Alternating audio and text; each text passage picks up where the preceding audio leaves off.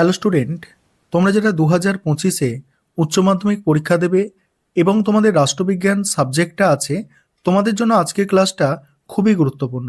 আজকের ক্লাসে তোমাদের 2024 সালের যে নতুন এবিটিএ টেস্ট পেপার আছে, এই এবিটিএ টেস্ট পেপারের পেজ নম্বর AC1, এই পেজের এসএকিউগুলো তোমাদের আমি সমাধান করে দেবো। অর্থাৎ 1 নম্বরের যে প্রশ্ন তোমাদের থাকে, 16টা প্রশ্ন তোমাদের পড়ে এসএকিউ, সেই এসএকিউগুলো প্রথম তোমাদের সেট যেটা আছে AC1, এই সেটে যে এসএকিউগুলো আছে আমি সমাধান করে দেবো, তোমরা অ্যান্সারটা দেখে নাও।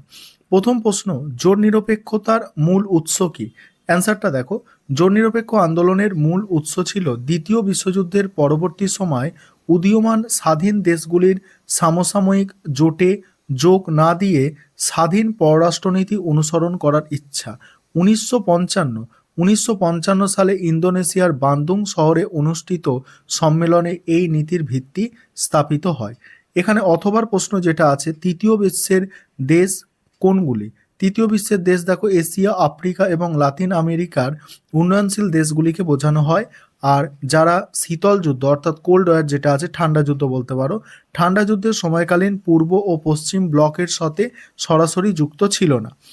পরের প্রশ্ন হচ্ছে দেখো পেরেস্তোইকা বলতে কি বোঝো? পেরেস্তোইকা রুশ শব্দ, যার অর্থ পুনর্গঠন। 1980-র দশকের মাঝামাঝি সোভিয়েত ইউনিয়নের নেতা মিখাইল গর্বাচেভ এই নীতি প্রবর্তন করে, যার উদ্দেশ্য ছিল দেশের অর্থনৈতিক ও রাজনৈতিক ব্যবস্থার সংস্কার করা। পরের প্রশ্ন আছে, ঠান্ডা লড়াইয়ের বিপরীত অবস্থার নাম কি? তোমরা প্রত্যেকেই জানো এটা, দাঁতাত। ঠান্ডা লড়াইয়ের বিপরীত অবস্থা বলতে বোঝায় দাঁতাত, যার পূর্ব পশ্চিম ব্লকের মধ্যে উত্তেজনা হ্রাসের সময়কাল নির্দেশ করে। এই পশ্চিম আর পূর্ব ব্লক মানে একটু বলে নিই যে, মানে পশ্চিমী রাষ্ট্র মানে আমেরিকা, আর পূর্ব রাষ্ট্র মানে হচ্ছে সোভিয়েত ইউনিয়ন। এদের মধ্যে যে ঠান্ডা যুদ্ধ চলেছিল, সেইটাকে, যে সময় ঠান্ডা যুদ্ধটা একটু কম ছিল, সেটাকেই বলা হচ্ছে দাঁতাতের সময়কাল। ঠিক আছে, তারপরে এখানের অথবার প্রশ্ন আছে, কোন সালে ঠান্ডা লড়াইয়ের সমাপ্তি ঘটে? ঠান্ডা লড়াইয়ের আনুষ্ঠানিকভাবে 1991 সালে সোভিয়েত ইউনিয়নের পতনের মাধ্যমে সমাপ্তি হয়। পরের প্রশ্ন উত্তরগুলো আলোচনা করব, তবে তার আগে একটা বিষয় তোমাদের বলার আছে। এই ভিডিওর ডেসক্রিপশন বক্সে তোমরা একটা লিঙ্ক পাবে, যেখানে তোমরা 2025-এ তোমরা যারা উচ্চ মাধ্যমিক পরীক্ষা দেবে এবং তোমাদের রাষ্ট্রবিজ্ঞান সাবজেক্ট আছে, তোমরা সেই সব প্রশ্ন উত্তর সেখান থেকে দেখে নিতে পারবে, সাজেশান অ্যান্সার সেখান থেকে তোমরা পেয়ে যাবে। আর পরবর্তীকালে তোমরা যারা ক্যালকাটা ইউনিভার্সিটির আন্ডারে কলেজে পড়াশোনা করবে ভাবছো, তোমরা অবশ্যই চ্যানেল সাবস্ক্রাইব করো, কারণ অনেক সাজেশান এবং তোমরা নোটস সেক্ষেত্রে এখান থেকে পাবে, এই চ্যানেল থেকে পাবে। পরের প্রশ্ন কি আছে দেখো, ভারতের বিদেশ নীতির প্রধান স্তম্ভ। ভারতের পররাষ্ট্রনীতির প্রধান স্তম্ভ হলো জোট নিরপেক্ষতা, যা কোনো সামরিক জোটে যুক্ত না থেকে স্বাধীন পররাষ্ট্রনীতি অনুসরণ করতে সক্ষম করে। এখানেই অথবার প্রশ্ন আছে, প্রতিরোধের নীতির মূল প্রয়োগকর্তাকে? জওহরলাল নেহরু। নেক্সট আছে দেখো, দ্য রিলেশন অফ নেশন গ্রন্থের লেখক হচ্ছেন ফ্রেডরিক এইচ হার্টম্যান। নেক্সট প্রশ্ন, সাপটা গঠনের মূল উদ্দেশ্য কি? সাপটার ফুল ফর্মটা আগে দেখে নাও, South Asian Free Trade area.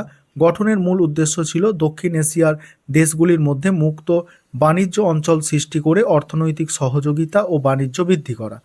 পরের প্রশ্ন, ওখানেই অথবার প্রশ্ন আছে, বিদেশ নীতি ও কূটনীতির প্রধান পার্থক্য কি? বিদেশ নীতি একটি দেশের সার্বিক কৌশল, যা অন্যান্য দেশের সাথে সম্পর্ক নির্ধারণ করে, আর কূটনৈতিক নীতি সেই বিদেশ নীতি বাস্তবায়নের জন্য নির্দিষ্ট কৌশল ও পদ্ধতি নির্ধারণ করে। নেক্সট প্রশ্ন, সম্মিলিত জাতিপুঞ্জের কোন দুটি সংস্থা সনদ সংশোধন করতে পারে? সাধারণ পরিষদ বা সাধারণ সভা আর হচ্ছে নিরাপত্তা পরিষদ, যৌথভাবে করে এটা। সম্মিলিত জাতিপুঞ্জের সনদের যে কোনো একটি নীতি, দেখো অ্যান্সারটা দেখো এখানের অথবার প্রশ্নটা, জাতিসংঘের সনদের একটি নীতি হলো আন্তর্জাতিক বিরোধ শান্তিপূর্ণ উপায়ে সমাধান করা, যাতে আন্তর্জাতিক শান্তি ও নিরাপত্তা বিঘ্নিত না হয়। তারপরে প্রশ্ন কি আছে দেখো, মানবাধিকার দিবস রূপে বছরের কোন দিনটি পালিত হয়? 10 ডিসেম্বর। তারপরে ইউনিসেফ কি? দেখো, United nation international children emergency fund, এটার ফুল ফর্ম। জাতিসংঘের একটি সংস্থা যা শিশুদের অধিকার সুরক্ষা এবং উন্নয়নের জন্য কাজ করে। পরের প্রশ্ন আছে, দ্বৈত ভেটো কি? অ্যান্সারটা দেখো, দ্বৈত ভেটো নিরাপত্তা পরিষদের স্থায়ী সদস্যদের ভেটো ক্ষমতা বোঝানো হয়, যা তারা কোনো প্রস্তাবের বিরুদ্ধে প্রয়োগ করতে পারে। এখানে অথবা প্রশ্ন কি আছে দেখো, নিরাপত্তা পরিষদের অস্থায়ী সদস্যদের কোন সংস্থা নির্বাচন করে? দেখো কোন সংস্থা নির্বাচন করে জাতিসংঘের সাধারণ পরিষদ বা সাধারণ সভা। পরের প্রশ্ন আছে দেখো, ভারতের রাষ্ট্রপতির পকেট ভেটো ক্ষমতা বলতে কি বোঝো? ভারতের রাষ্ট্রপতির পকেট ভেটো ক্ষমতা বলতে কোনো বিল অনুমোদন বা প্রত্যাখ্যান না করে অনির্দিষ্টকালের জন্য স্থগিত রাখার ক্ষমতাকে বোঝায়। পরের প্রশ্ন, ভারতের উপরাষ্ট্রপতি কিভাবে নির্বাচিত হন? ভারতের উপরাষ্ট্রপতি নির্বাচিত হন একটি নির্বাচনী সংস্থার মাধ্যমে, যেখানে লোকসভা ও রাজ্যসভার সদস্যরা ভোট দেন। পরের প্রশ্ন আছে, ভারতের একটি অঙ্গরাজ্যের সাংবিধানিক প্রধানকে? ভারতের একটি অঙ্গরাজ্যের সাংবিধানিক প্রধান হলেন গভর্নর। দেখো, রাজ্যপাল বা গভর্নর। পরের প্রশ্ন, সুপ্রিম কোর্টের এখতিয়ার বা এলাকাগুলি কি কি? ঠিক আছে, সুপ্রিম কোর্টের কোন কোন এলাকা আছে দেখো অন্তর্ভুক্ত: মৌলিক অধিকার রক্ষা করা, সংবিধান ও আইন বিষয়সমূহে সিদ্ধান্ত প্রদান, কেন্দ্র ও রাজ্যের মধ্যে বিরোধ নিষ্পত্তি এবং আপিলের শুনানি। ঠিক আছে, এখানে প্রশ্নটা ছিল সুপ্রিম কোর্টের মানে এখতিয়ার বা এলাকাগুলি কি কি। এই এলাকা আছে যে আপিল এলাকা, মূল এলাকা, পরামর্শদান এলাকা, আদেশ বা নির্দেশ জারি এলাকা। ঠিক আছে, এই প্রশ্নটা দেখো, এই প্রশ্নটা ওই পার্টটা লিখতে হবে না, এখানে তোমরা এইগুলো লিখবে, এখানে কোন কোন বিষয় অন্তর্ভুক্ত বলেছে।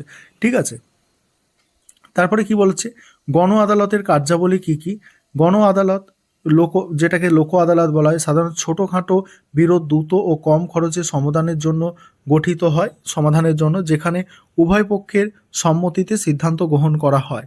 ভ্রাম্যমাণ আদালত কোথায় দেখা যায়? ভ্রাম্যমাণ আদালত মূলত বিভিন্ন গ্রাম বা প্রত্যন্ত অঞ্চলে দেখা যায়, যেখানে মানুষ দ্রুত বিচার লাভের জন্য জড়ো হয়, একটি প্রান্তিক জনগোষ্ঠীর ন্যায় বিচার নিশ্চিত করতে গঠিত হয়। প্রাচীন ভারতের ক্ষুদ্রতম রাজনৈতিক ব্যবস্থা কি? প্রাচীন ভারতের ক্ষুদ্রতম রাজনৈতিক ব্যবস্থা ছিল গ্রাম প্রশাসন বা গ্রাম। তারপরে প্রশ্ন কি আছে দেখো, গ্রাম সংসদ কাদের নিয়ে গঠিত হয়? গ্রাম সংসদ গঠিত হয় গ্রামের সব প্রাপ্তবয়স্ক নাগরিক নিয়ে। এটি একটি সরাসরি গণতান্ত্রিক প্রক্রিয়া, যেখানে প্রত্যেকে সিদ্ধান্ত গ্রহণে অংশগ্রহণ করতে পারে। তারপরে প্রশ্ন আছে, মিউনিসিপ্যাল কর্পোরেশনের মুখ্য কার্যনির্বাহক কি নামে পরিচিত? দেখো, কমিশনার নামে পরিচিত। এই ছিল তোমাদের প্রথম যে সেটটা আছে তার সমাধান। এটা এসি 1 পেজের সমাধান। এরপরের সেটগুলো আমি আলোচনা করব, তার জন্য তোমরা অবশ্যই কমেন্ট করে জানাবে এবং চ্যানেল সাবস্ক্রাইব করে সঙ্গে থেকো।